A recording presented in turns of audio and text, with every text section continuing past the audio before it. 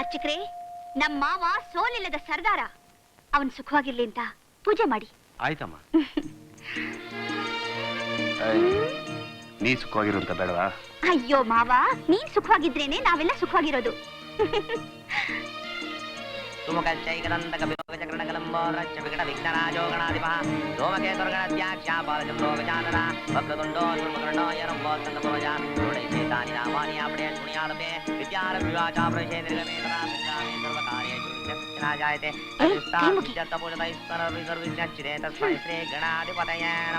ನಿರ್ವಿಘ್ನಂ ಕುರು ಮೇ ದೇವ ಸರ್ವಕಾರ್ಯೇಷು ಸರ್ವದಾ ರಕ್ಷ ರಕ್ಷೋ ವಿನಾಯಕ. ತಗೊಳ್ಳಿ ಮಂಗಾತೆ ತಗೊಳ್ಳಿ.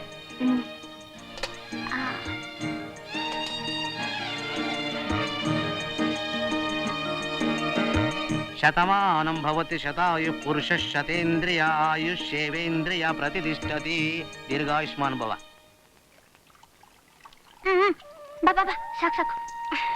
ಅಮರೇ, ಏನ್ ರಾಧಾ, ದೇವಸ್ಥಾನಕ್ಕೆ ಬಂದಿದ್ಯಾ?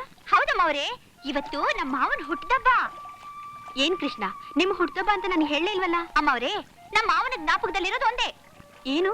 ಈ ಅಮ್ಮ ಅವ್ರನ್ನ ನದಿ ದಾಟಿಸಿ ಕಾಲೇಜಿಗೆ ಕರ್ಕೊಂಡೋಗೋದು, ಕರ್ಕೊಂಡ್ಬರೋದು, ಕರ್ಕೊಂಡೋಗೋದು, ಕರ್ಕೊಂಡ್ಬರೋದು.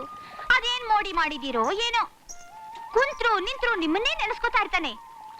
ಅಮ್ಮ ಅವರು ಹಾಗ್ ನಕ್ರು, ಹೀಗ್ ಕೋಪ ಮಾಡ್ಕೊಂಡ್ರು ಅಂತ ಜಪ ಮಾಡ್ತಿರ್ತಾನೆ.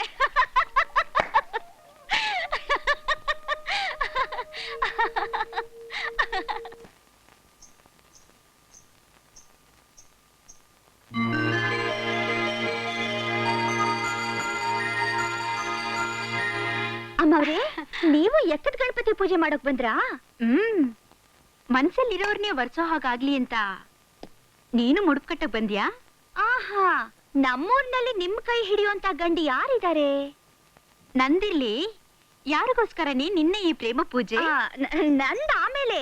ಮೊದ್ಲು ನಿಮ್ಮ ಹೃದಯದಲ್ಲಿರೋ ರಾಜ ಯಾರು ಅಂತ ನೀವ್ ಹೇಳಿ. ಹೇಳಿ ಅಮ್ಮವ್ರೆ.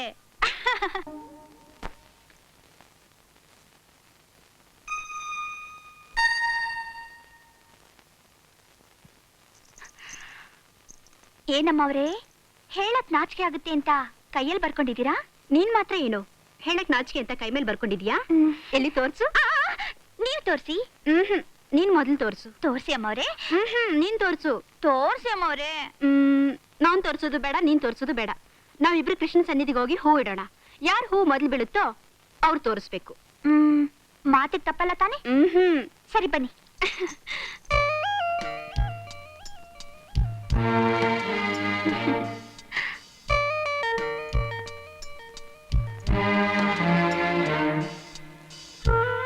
ದೇವ್ರಿ, ಅಮ್ಮ ಇಟ್ಟಿರೋ ಹೂ ಮೊದಲು ಬೀಳ್ಸಪ್ಪ. ದೇವ್ರಿ, ಮೊದಲು ರಾಧಾ ಇಟ್ಟಿರೋ ಹೂವನ್ನು ಬೀಳ್ಸಿ. ಅವಳು ಯಾರನ್ನು ಪ್ರೀತಿಸ್ತಿದ್ದಾಳೆ ಅಂತ ಮೊದಲು ನನಗೆ ಗೊತ್ತಾಗ್ಬೇಕು.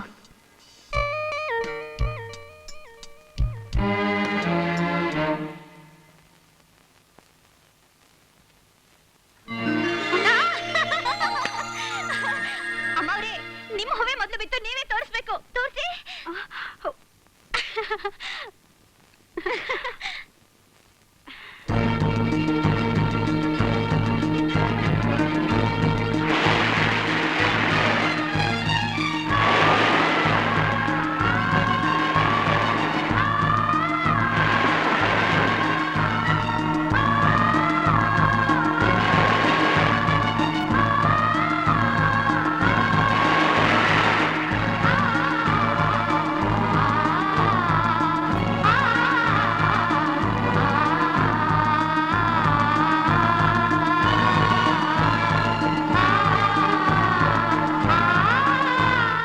ರಾಧಾ, ನನ್ನ ಮನಸ್ಸಲ್ಲಿರೋರ್ನ ನಾನು ತೋರಿಸಿದ್ದೀನಿ.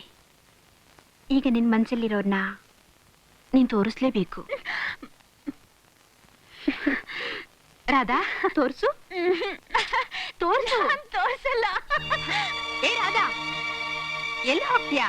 ಮತ್ತೆ ಸಿಗ್ಲೇಬೇಕು.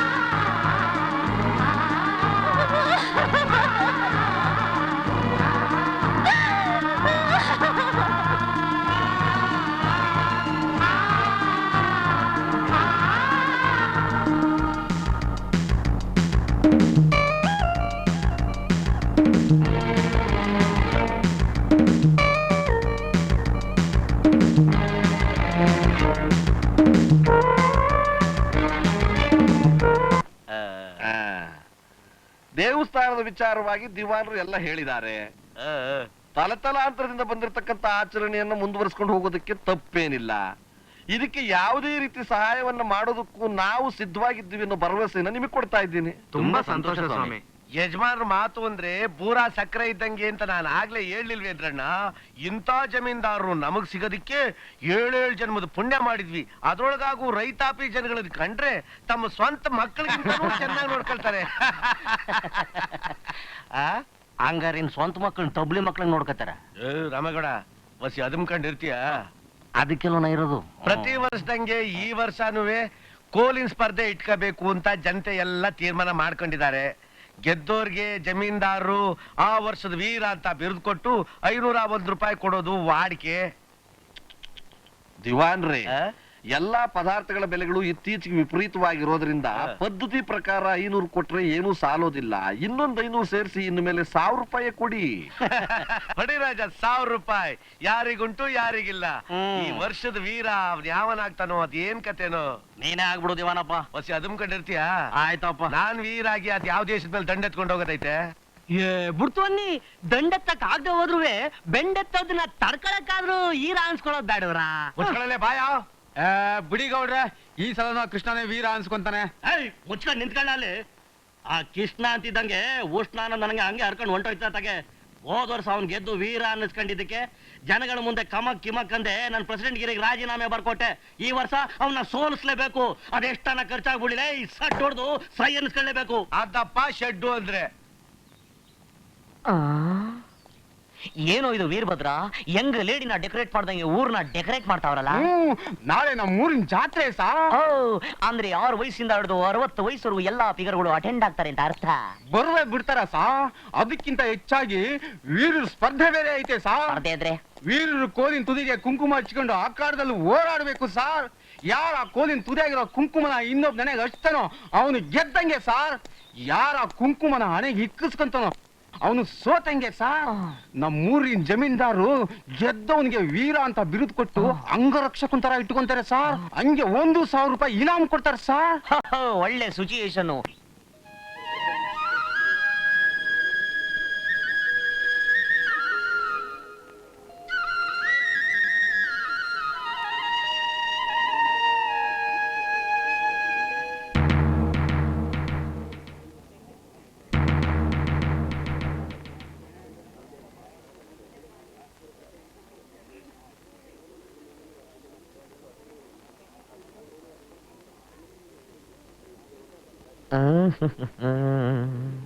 ಏಯ್, ತೆಗೆ ಕೈನಾ.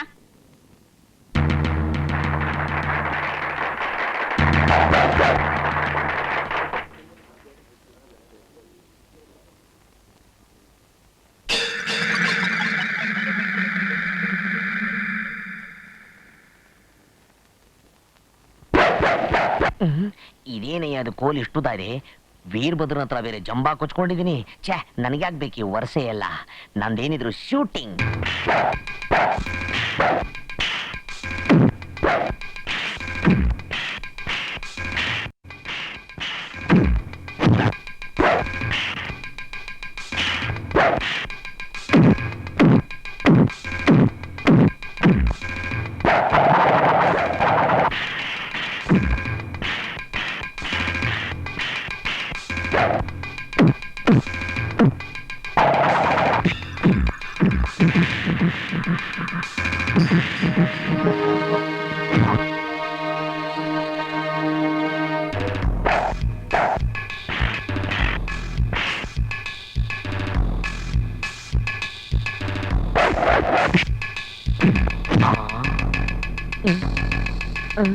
ಈ ಜುಟ್ಟು ಫಿಗರ್ ಸರಿ ಬಿಡು.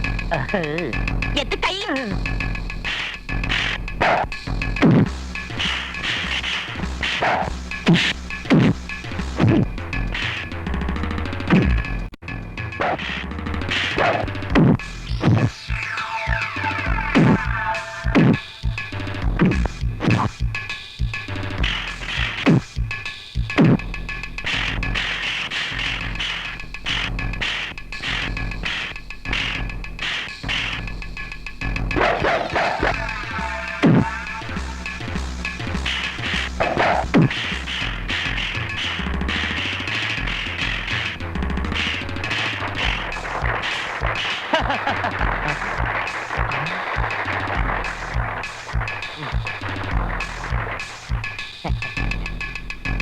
ಯಾಕಪ್ಪ?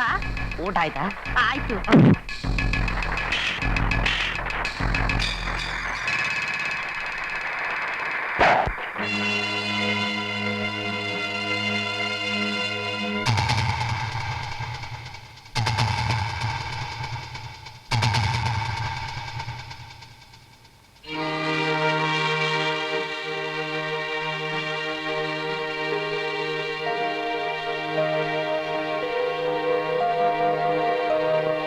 ಒಳ್ಳೆ ಸಮಯದಲ್ಲಿ ದೇವರಾಗಿ ಬಂದು ನಮ್ಮ ಪ್ರಾಣ ಕಾಪಾಡತ್ನಲ್ಲ ಅಂತ ಸಲಿಗೆ ಕೊಟ್ಟಿದ್ದಕ್ಕೆ ಅದನ್ನೇ ದುರುಪಯೋಗ ಪಡಿಸ್ಕೊಂಡು ದೇವಸ್ಥಾನದಲ್ಲಿ ನಿನ್ನ ಹಣೆ ಮೇಲೆ ಕುಂಕುಮ ಇಡುವಷ್ಟು ಉದ್ರತನ ತೋರಿಸ್ಬಿಟ್ನ.